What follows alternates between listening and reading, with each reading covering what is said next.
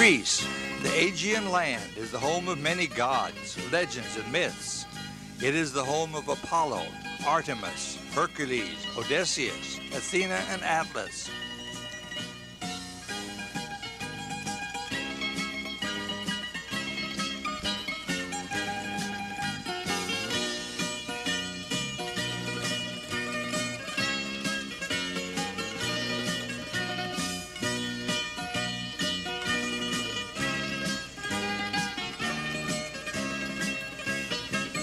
Greece is the birthplace of Plato, Socrates, Demosthenes, Aristotle, Hippocrates, and democracy.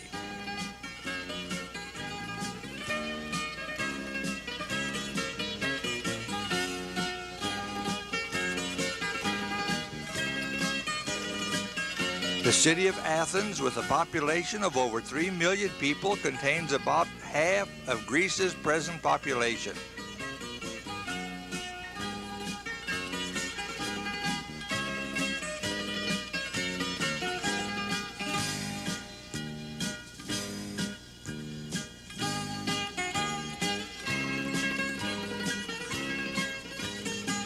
In the 19th century, Athens had less than 10,000 people in it, but it has grown rapidly since it has become the capital of Greece.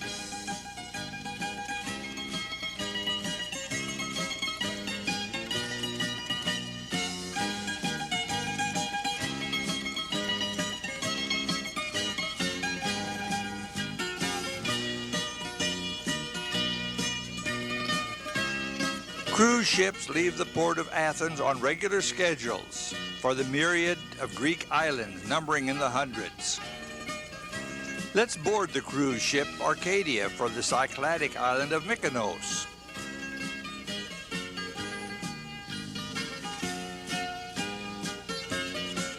Aboard ship are various forms of entertainment, including dancing to an excellent combo.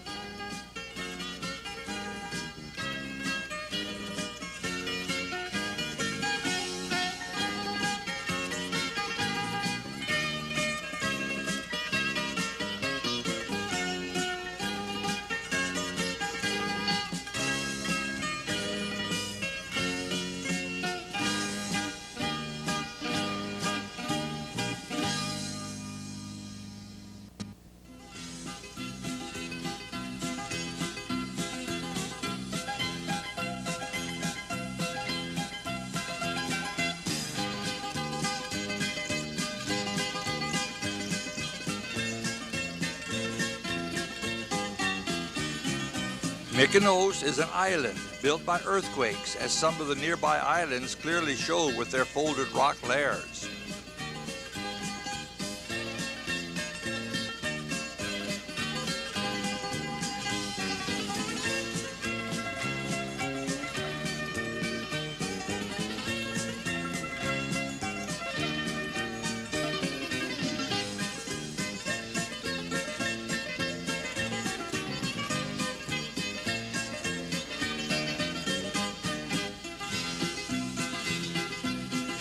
Mykonos, with its white, cubical, flat-roofed houses, shines in the Aegean sun, which shines nearly daily year-round.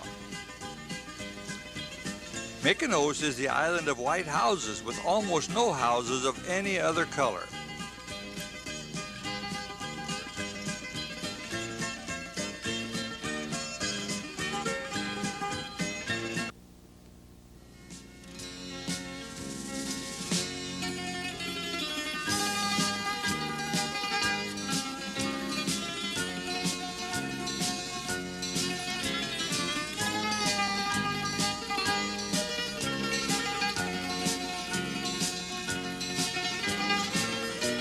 The doors and windows are nearly all blue to match the colors of Greece's flag, blue and white.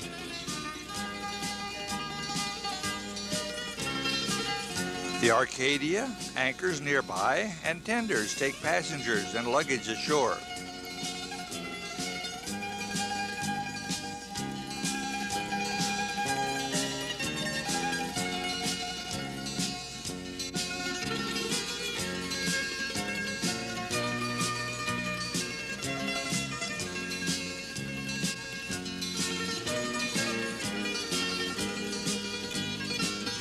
The Mykonos waterfront is a busy area.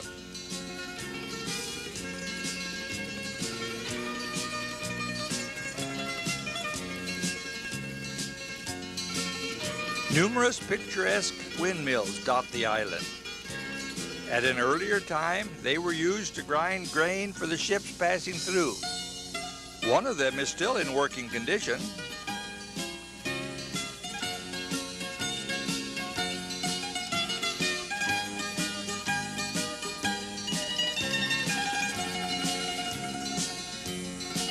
Over 300 small chapels with brightly colored roofs are scattered over the island.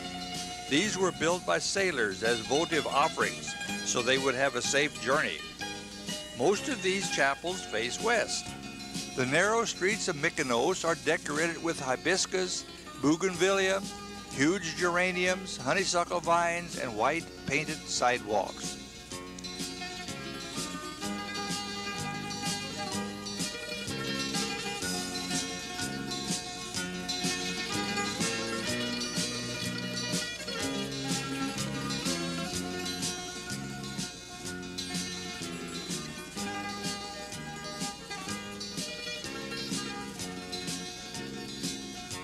Painting seems to be going on in many places all the time, even the painting of the cracks in the cobblestone walks and alleyways.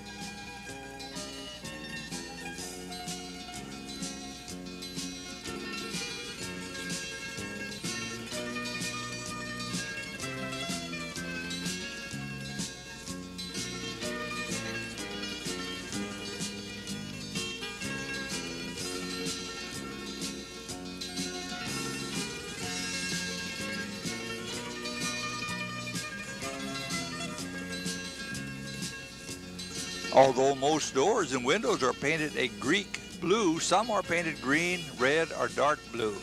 This adds to the romantic look of the narrow streets and alleys. The narrow, crooked streets and alleys were deliberately built to confuse and discourage pirates on the island. Even so, Mykonos was a favorite haunt of the Aegean pirates. The narrow alleys and streets require unusual means of transportation of people and goods.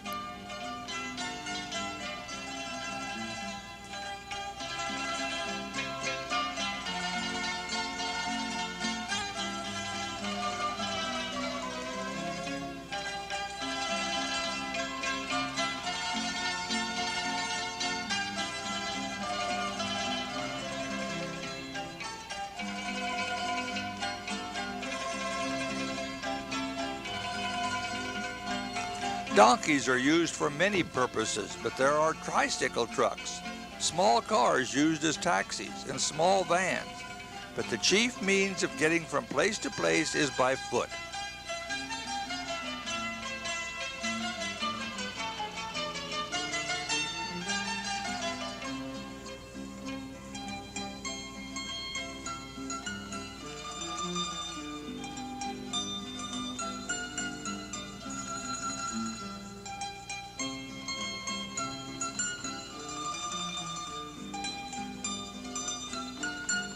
Small eateries seem to be everywhere, with sidewalk cafes, popular places. The Dolce Vita, or Good Life restaurant, is a fine example. Being an island, it has many seabirds. A dog occasionally seems to enjoy a saltwater swim.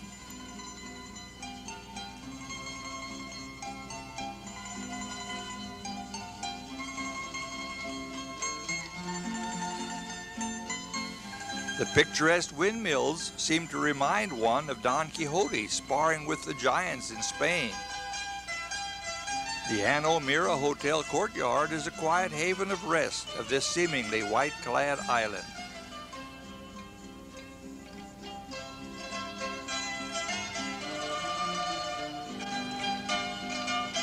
A few monasteries sprinkle Mykonos with beautiful bell towers.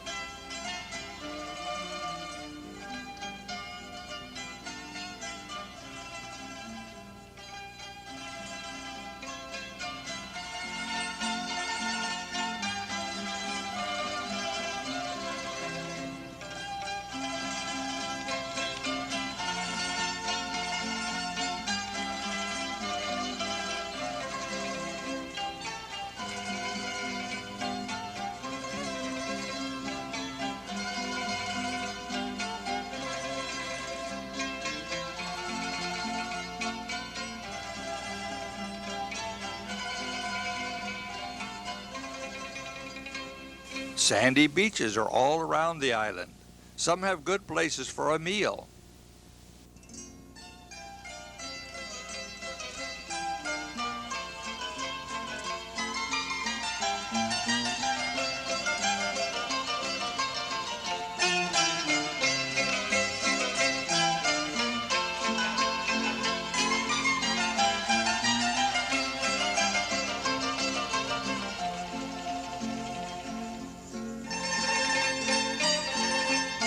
One small chapel with its accompanying cemetery is, to say the least, a very interesting place.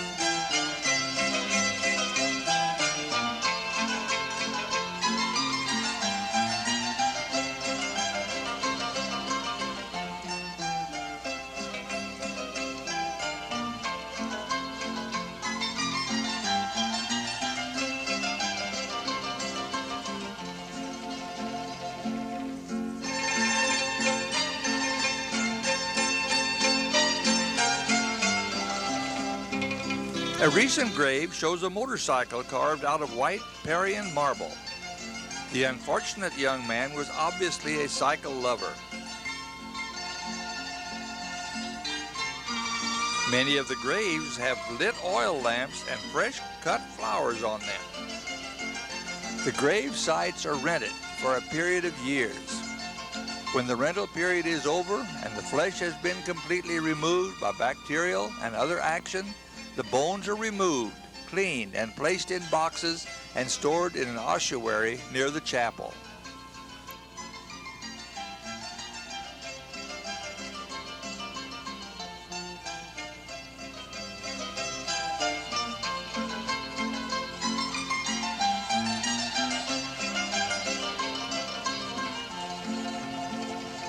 Stone fences dot the Mykonos countryside. They serve a dual purpose. The land is very stony, and the fences are used to keep goats, sheep, and cattle in pastures. The goats, who could easily climb the fences, are all hobbled with the front legs loosely connected to the rear leg to prevent them from jumping or climbing.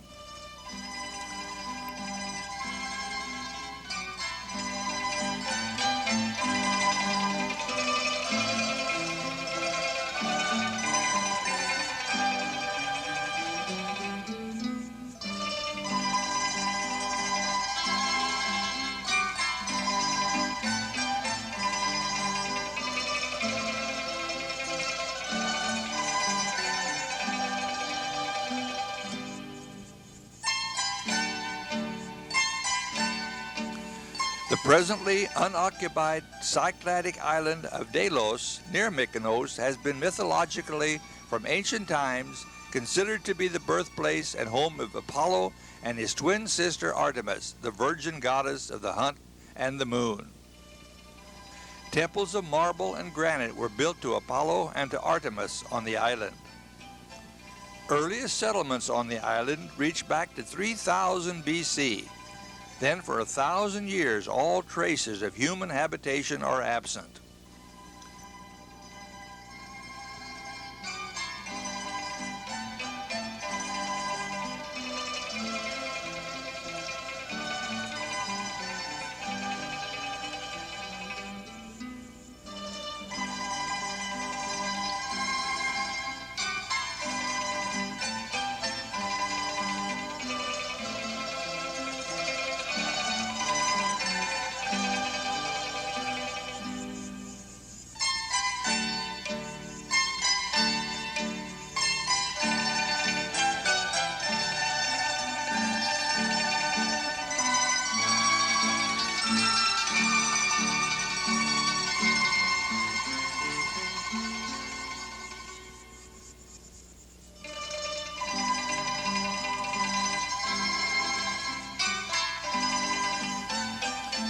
Greek mythology says that the island wandered over the entire earth until the time of Apollo's birth, when it was fastened by adamantine or unyielding chains.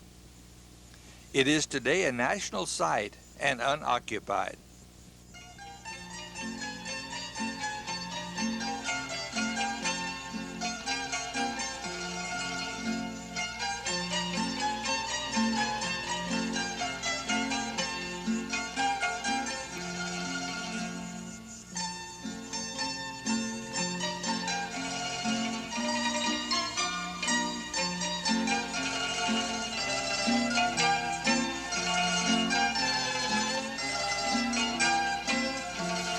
The Arcadia sailed from Mykonos to what was a Greek settlement in Turkey. It docked at Kassadasi, about 10 miles from Ephesus. Old Ephesus, where St. John took the Virgin Mary after the crucifixion in Jerusalem, has many ruins or relics of those times nearly 2,000 years ago. An Odeon, or small theater, was built on one end of the old city. This Odeon was used for plays, musicians, and speeches. Many columns and stones remain where they were originally found. Much reconstruction is still needed and is underway at present.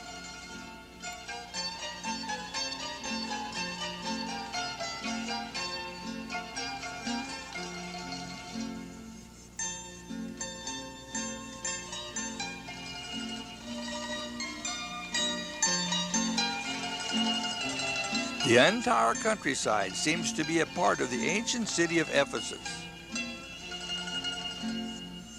Much interesting material has been discovered with the excavation of the city. The symbol of the medical profession, the staff encircled by a pair of snakes, was found carved in stone at Ephesus. One statue displays a god with his foot on the spherical earth, indicating that the early Ephesians knew that the earth was indeed a sphere. It was also here that St. Paul was imprisoned for some time. He preached here, perhaps in the Odeon. Various temples to honored people were erected here. One was the Temple of Luciana.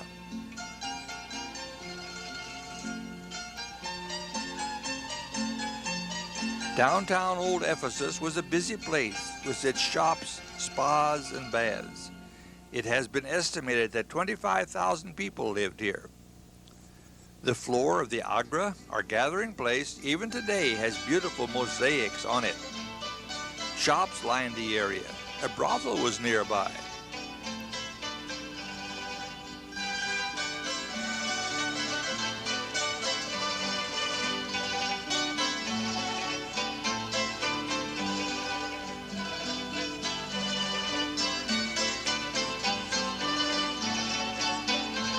Near the end of Curatus Street is the Library of Celsus.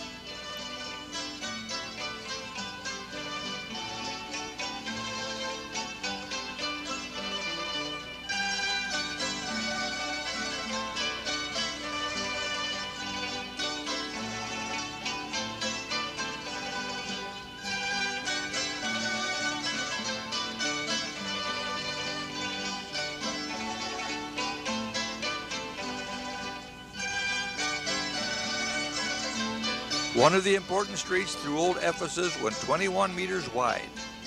It was paved with marble and lined on both sides with dozens of columns. The street ran from the Great Theater to the harbor, being 530 meters long. This street was rebuilt around 400 AD by the Roman Emperor Arcadius and has thus been called Arcadian Street ever since. Marble Street is the main street in the old city. It has a sewer running under it. One side of the street was lined with 8-meter-high columns for its entire length of 4 kilometers. Ephesus has a famous brothel, as well as a public toilet built of marble. Careful health control, perhaps better than today, dominated the brothel.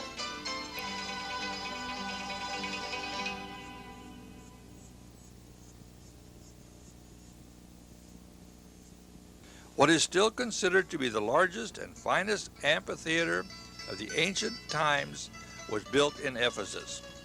It held 25,000 people. It is again being used today.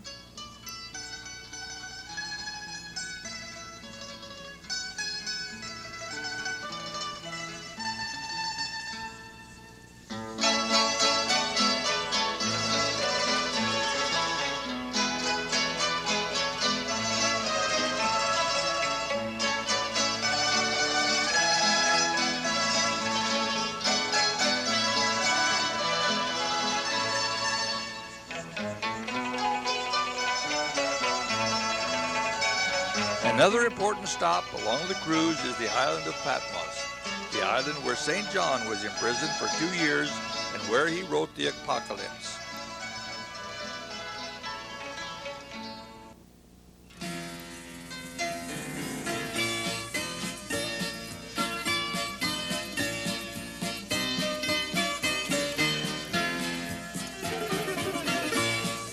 A monastery has been built on the Acropolis of the island. It overlooks the city of Scala and its harbor. Surrounding the monastery of St. John is the town of Hora. Hora means high place. It was near here that St. John did his writing.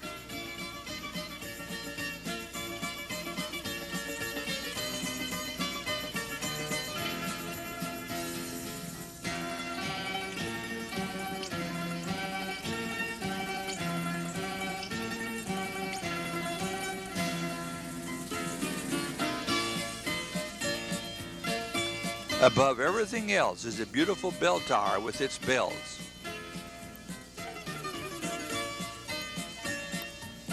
Frescoes decorate many of the interior walls.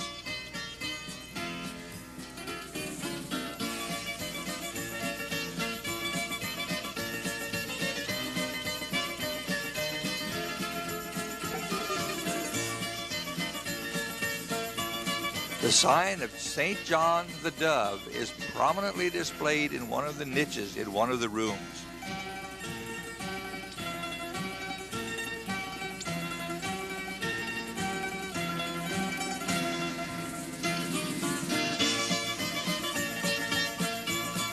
The monastery museum has on exhibit old books that are several centuries old.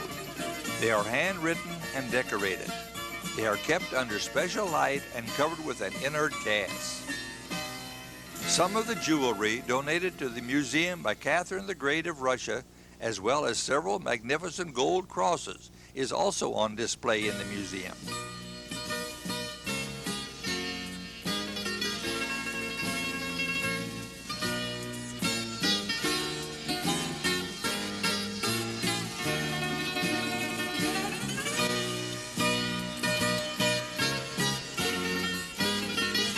The island of Rhodes is only a few miles from the mainland of Asia Minor, mainly Turkey.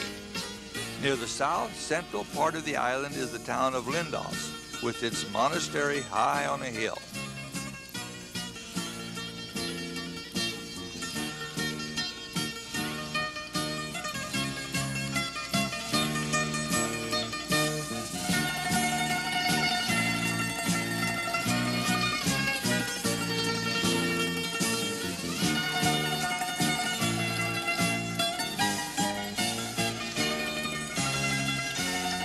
To reach the monastery, a person can walk up or ride a donkey. Either means produces sore spots.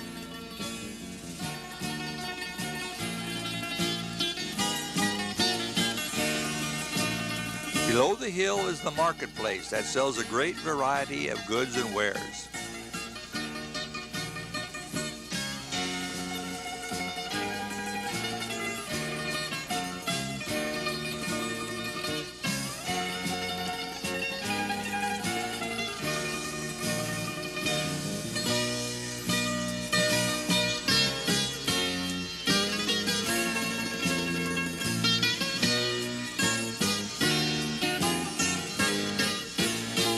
The island of Rhodes is known for its ceramics, the potter's wheel being an essential part of many shops.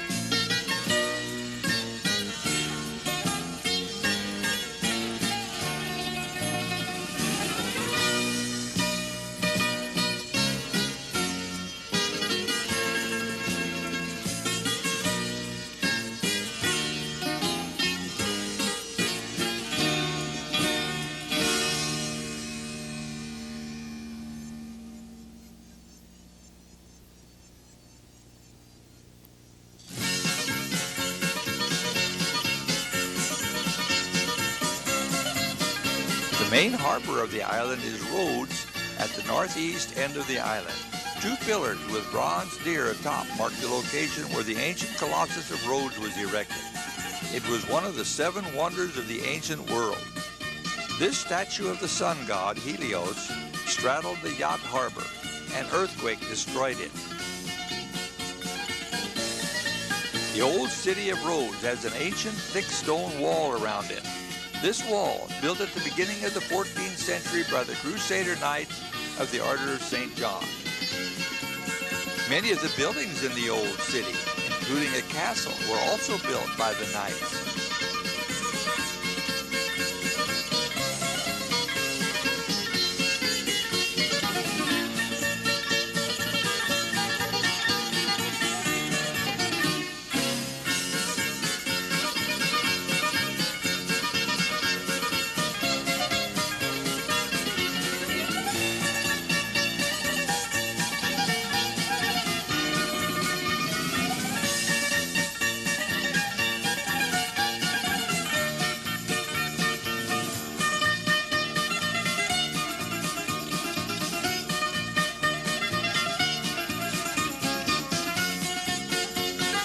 One of the well-known landmarks of the harbor is the site of 3 well-preserved windmills built on the same style as the windmills of Mykonos.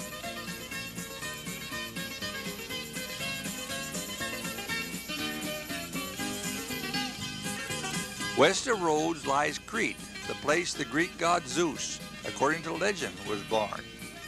Crete, the land of Daedalus and Icarus, and the ancient Minoans, is the largest of the Greek islands.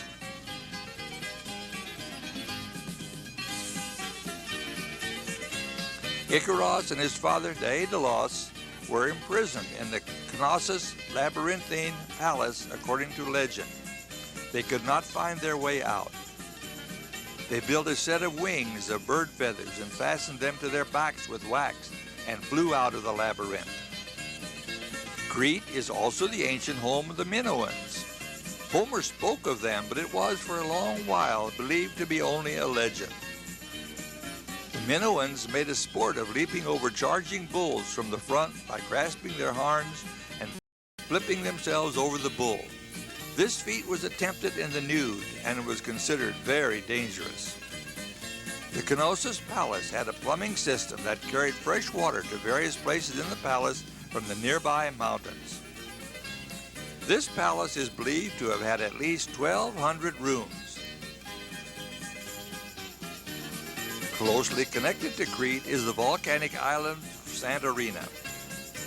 It is believed that the eruption of the volcanic island of Santorini destroyed nearly all life on Crete and brought an end to the Minoan civilization. About 1,800 meters above sea level was the top of a round hill, which was center of the ancient island of Santorini. Then about 1500 BC, a mighty eruption blew away the entire top of this hill. A large caldera was formed after the collapse of the remainder of the island.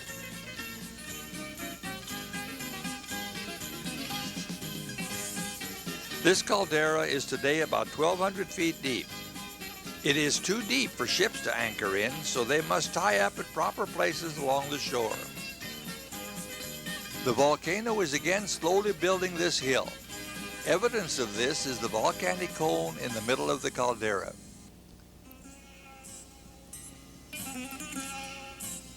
Back on the Greek mainland, we journeyed to the ancient site of the Oracle of Delphi.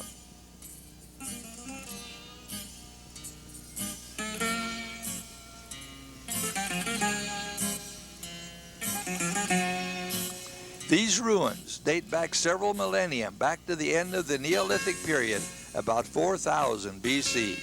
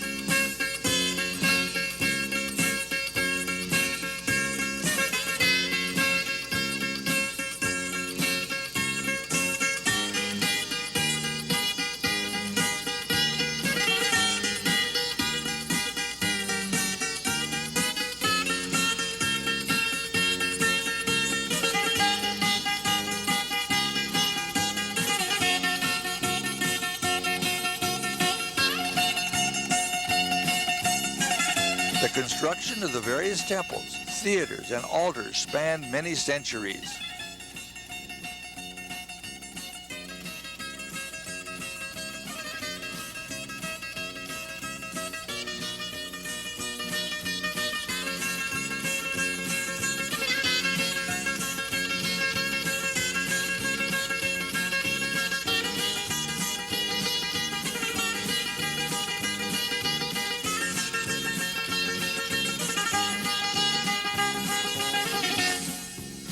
Many cities kept treasuries in Delphi so they could pay the oracle when it was asked for advice.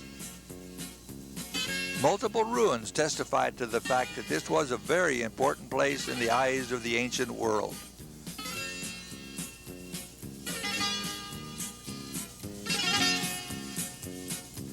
The polygon wall which reinforced the building of Apollo's temple is rather unique in ancient construction.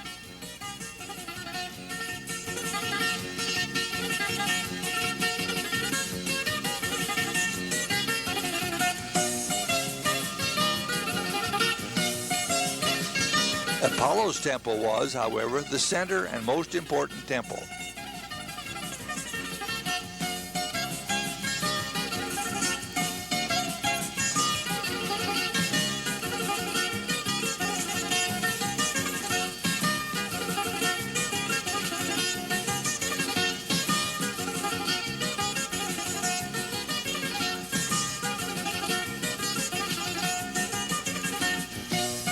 This oracle was known over all the known world by the 7th century BC, as cities and groups sent emissaries to Delphi for advice as to what should be done on specific occasions.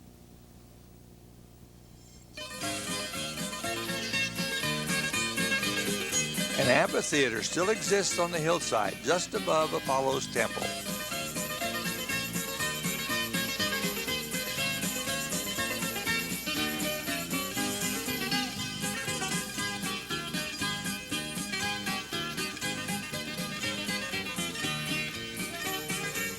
Only the foundation of the temple, except for a few columns, still exists today.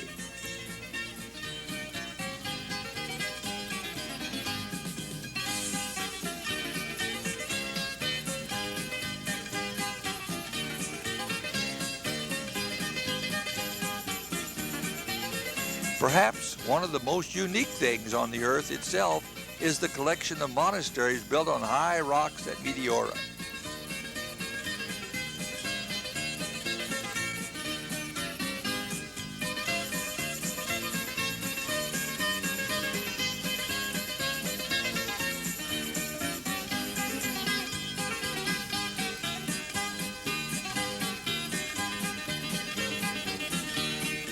Some of these rocks are about 1/4 mile high, with no access other than ropes or ladders to reach their tops.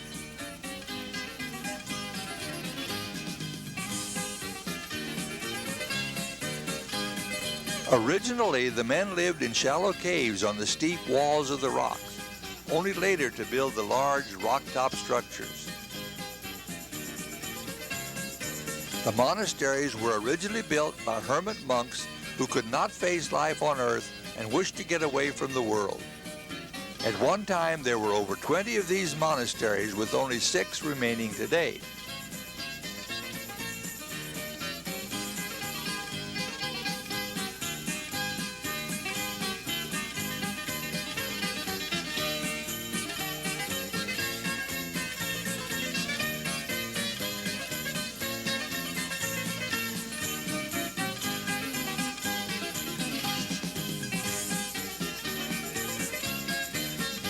The first of these monasteries was organized over 10 centuries ago.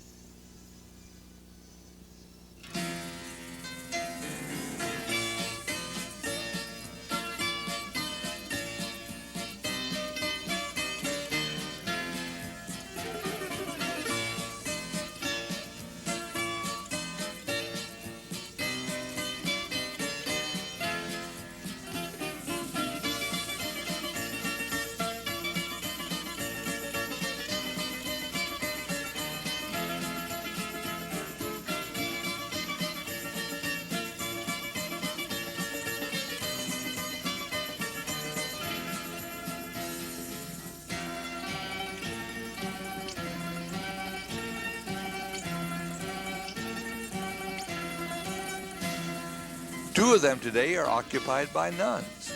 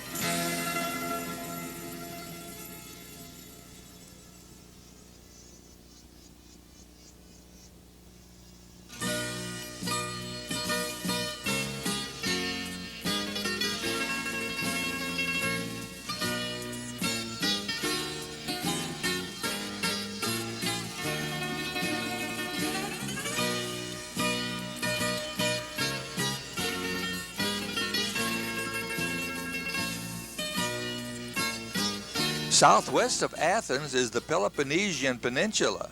To get there, it is necessary to cross the bridge over the Corinthian Canal. This canal, with its almost vertical walls, is nearly 4 miles long. Its walls rise 260 feet, but it is only 27 yards wide at water level. South of Corinth, where St. Paul preached, is Mycenae. The entrance to the old city is still guarded by the Lion Gate.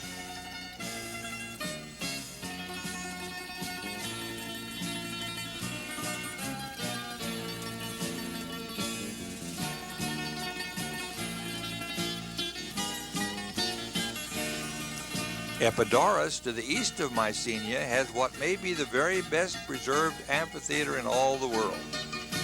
Its acoustics are nearly perfect. It is still being used for concerts and plays.